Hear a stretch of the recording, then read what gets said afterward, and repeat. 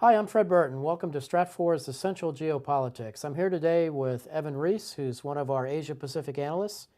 Hello, Evan. Hi, Fred. Let's talk a little bit about North Korea. What's Trump and Kim's relationship like? Things are kind of tense at the moment.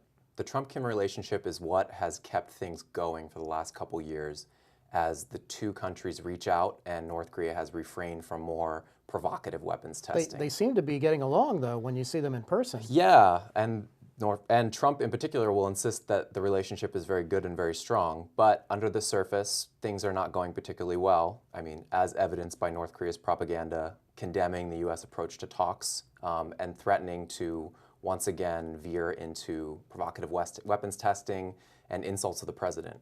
But at the end of the day, when you start looking at our relations with North Korea, what is it that we're actually after? This is a complex issue, but I'm sure a lot of the people that will be watching this, what do they really want? The bottom line point for the U.S. is to remove the threat to U.S. soil of the North Korean nuclear program. As of right now, North Korea has developed nuclear weapons, it has stockpiles, and it's developed ICBM technology that theoretically is capable of reaching U.S. shores, and that's the main bottom line point that the U.S. is concerned about. Secondarily, the U.S. is also concerned about its allies and disruptions in the region. Threats to South Korea and Japan of even conventional weapon systems, and just North Korea being a rogue actor in the region that could disrupt U.S. plans in general. I know back when I was an agent with the State Department, we used to be worried about North Korean-sponsored terrorism. Is that a concern today, Evan? Not particularly. North Korea has veered a lot into the cyber realm. That's where a lot of the North Korean threats are, and a lot of that is actually related to North Korea trying to get money for the regime, trying to shore up their finances as sanctions bite deeper and deeper into the North Korean economy. They have their nuclear deterrent, or at least they say they do. So veering more into terrorist actions is not so much in the cards for North Korea nowadays. When you look at North Korea, what other rogue nations are helping them? Well, North Korea doesn't necessarily need a lot of help right now from rogue actors. It has developed excellent capabilities at this point. They're meeting with the Syrians. I mean, those are the sorts of people that they're interacting with, other, more pariah states on the international scene. And I wouldn't define it as a rogue actor, but China has certainly been a huge boon to North Korea in terms of economic support and the economic relationship, defense on the diplomatic arena and the UN, Russia as well in that regard. Neither of them are really rogue actors, but they're both countries that are extremely concerned about North Korean stability, have major concerns about U.S.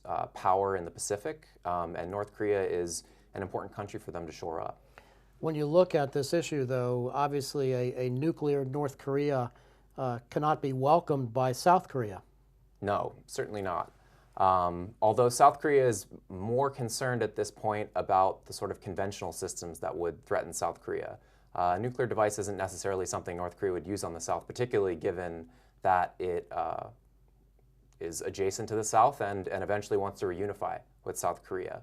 But what does concern South Korea is that North Korea's nuclear weapon makes North Korea increasingly isolated.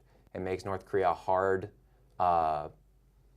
it makes it hard for South Korea to move forward on reunifying long-term with North Korea, which is something that's very critical for them in order to build themselves into a more powerful nation in the Pacific. So North Korea having nuclear weapons basically makes it very hard for South Korea to maintain its relationship with the United States and then also engage in outreach to the North through economic means, which is sort of its long-term goal.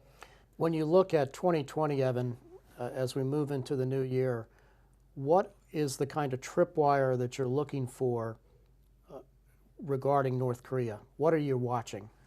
So what we're watching for, and we might get that at some point after the end of the year, we're looking for North Korea to move out of the sort of short-range tests that it had started conducting back in May. It's done one medium-range test since then, and it's kind of kept to its promise to President Trump, or Kim has kept to his promise to President Trump to refrain from longer-range weapons testing. So those longer-range tests would be the sorts of ICBMs that could carry a nuclear device to the United States. Once North Korea begins testing those again, the sign is that outreach to the United States is not in the cards right now. The outreach is frozen or broken, and North Korea veers back into its efforts to try to up the pressure on the U.S. to come to the table with a compromising stance, which means that it wants the U.S. to start peeling back sanctions. It wants the U.S. to start recognizing the North Korean actions that have been conducted so far in terms of refraining from tests and being a slightly better actor as enough to get those sanctions start to pulled off. Do you think we'll see a TrumpKim summit in 2020? I do not think it's out of the question. I think that it's going to ultimately come down to whether North Korea wants to sit down with Trump. Because at the Hanoi summit, the U.S. did not come to the table with enough for North Korea and the U.S. to reach a deal. They couldn't reach a compromise then, and it was a humiliating walkout when Trump left for Kim. So North Korea is not going to sit down unless it has some sort of substantive guarantee that there's going to be progress and a way forward. With the U.S. elections coming up, I think it's likely that Trump would like to have that sort of sit down, but the question is going to be whether the two sides can reach any sort of accord or agreement that would make that possible. Well, thank you, Evan. For more information on Stratfor's analysis on Asia Pacific and Evan's thoughts on the region, please visit worldview.stratfor.com/subscribe. I'm Fred Burton. And I'm Evan Rees. Thank you.